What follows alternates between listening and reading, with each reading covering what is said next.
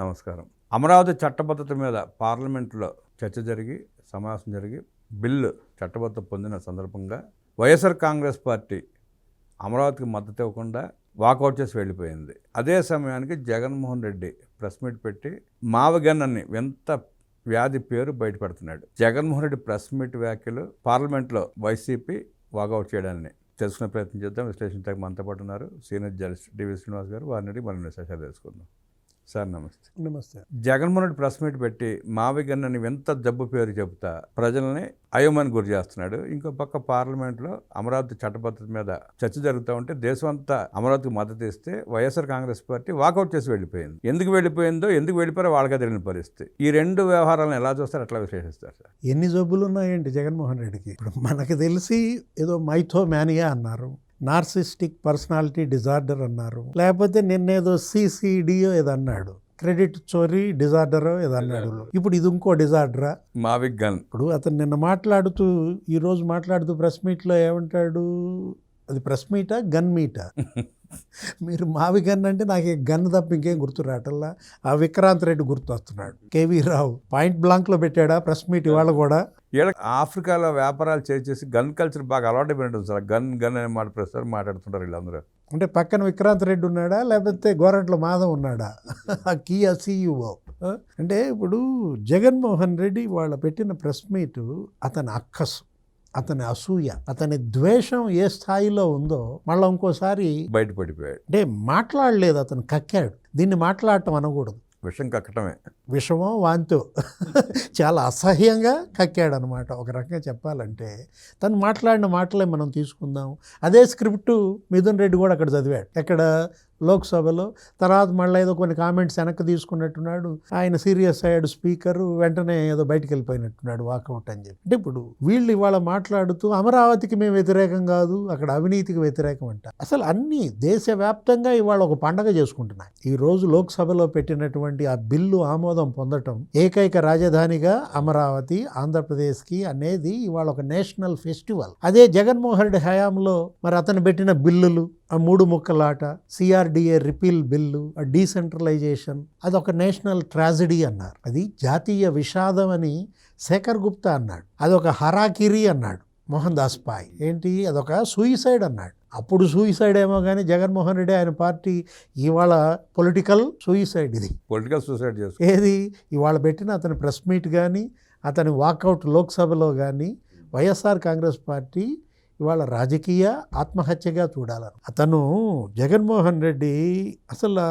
దేనికి పొంతం లేకుండా మాట్లాడిన మాటలు 5 టవర్స్ గురించి మాట్లాడాడు. అప్పటి బడ్జెట్ గురించి, ఇప్పుడు పెరిగిన బడ్జెట్ గురించి చెప్తున్నాడు. అది 800 కోట్లు ఆ రోజు, ఇప్పుడు 1400 కోట్లకి ఇచ్చావు, అదొక స్కామ్ అన్నావు. దీనికి నువ్వు కాదా కారణం? 5 ఏళ్ళు పండబెట్టమేగా.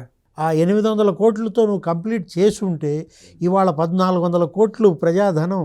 అంటే నువ్వే నేరం చేస్తావు, దాన్ని చంద్రబాబు మీదకి చూసే ప్రయత్నం చేస్తాడు. నువ్వు మర్డర్ చేస్తావు, ఆయన చేతిలో కత్తి పెట్టి నీ పేపర్లో రాస్తావు. తెలంగాణ సెక్రటేరియట్కి దీనికి పోల్చాడు. అసలు కథ ఏంటో తెలుసా?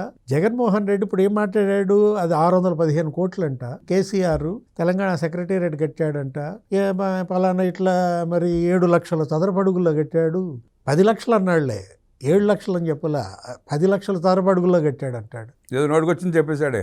ఇప్పుడు 615 కోట్లు అయితే మరి అదందుకు విజిలెన్స్ ఎంక్వైరీకి ఆదేశించింది అక్కడ ప్రభుత్వం.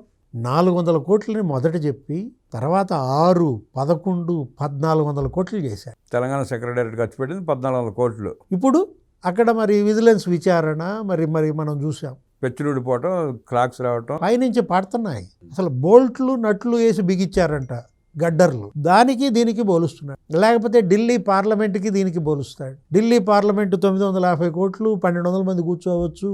అదేదో ఎంతది 2 లక్షల చదరపడుగులు చూసుకుంటే నీకు చదరపడుగుకి 50,000 పడతాను. మొత్తం కట్టిన 7 లక్షల చదరపడుగుల ఏరియా చూస్తే చదరపడుగుకి 17,000 పడతాను. ఢిల్లీ సెక్రటేరియట్ చదరపడుగుకి 17,000. ఢిల్లీ పార్లమెంట్. తెలంగాణ సెక్రటేరియట్ చదరపడుగుకి 21,000.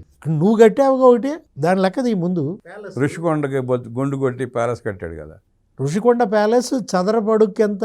23,465. నువ్వు మాట్లాడుతున్నావా ఈ 11,000 గురించి, ఈ 14,000 గురించి? వాళ్ళు ప్రజలు నిన్ను నిలదీయటం లేదా?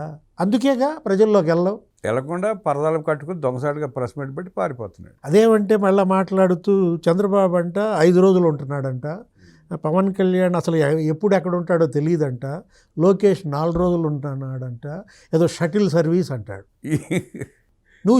నువ్వు చేస్తుంది సర్వీస్. జగన్మోహన్ ఒక పక్క షెడ్యూల్ సర్వీస్ చేస్తా, మిగతా వాళ్ళ గురించి మాట్లాడటం నవ్వుకుంటారన్న బుద్ధి జ్ఞానం కూడా లేదండి సార్ వీళ్ళకి.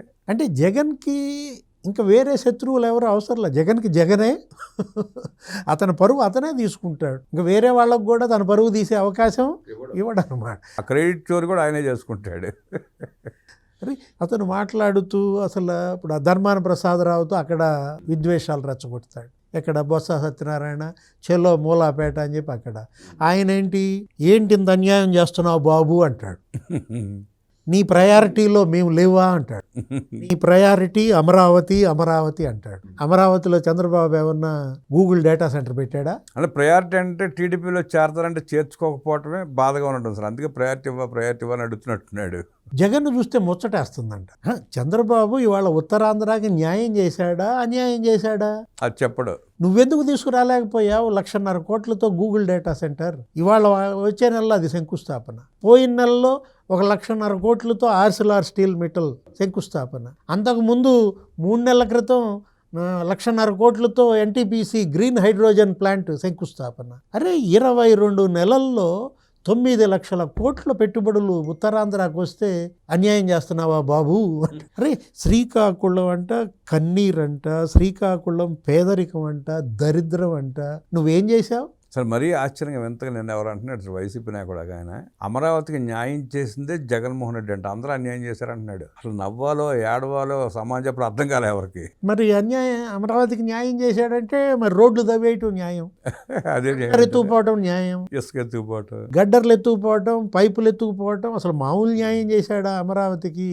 బూటు కాళ్లతో ఆడబిడ్డల పొట్ట తొక్కించడం అదే న్యాయం చేయడం అనమాట.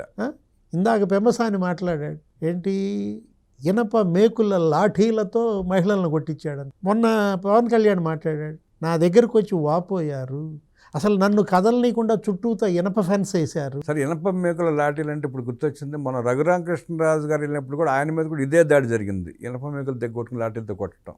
అవన్నీ ఇక్కడే తయారవుతాయి అనుకుంటా, మ్యానుఫ్యాక్చరింగ్ అట్ వైసీపీ. కోఇన్సిడెన్స్ చూడండి, ఆ రోజు జరిగింది ఈ రోజు జరిగింది. మామూలుగా అందరూ ఊహాగానాలు అనమాట. ఆ అధికారులు ఇప్పుడు ఉన్నారు రఘురామకృష్ణ మీద దాడి చేయించాడు అని చెప్పి లాఠీలు గుర్తొస్తే అదే గుర్తొస్తా ఉంది. అంటే స్పెషల్గా తయారు చేపిస్తాడు ఈ మారణాయుధాలన్నీ. ఇది ఇనప మేకులతో ఈ కర్రలు లేకపోతే గొడ్డళ్ళు ఇవన్నీ కూడా తయారు చేయించేది ఈయనేనా? ఇక్కడ ఏంటంటే ఇప్పుడు మిథున్ రెడ్డి అక్కడ మాట్లాడుతూ ఇప్పుడు బీజేపీ పెద్దలు కన్నెర చేశారంట. మోడీ షా మామూలుగా లేదంట.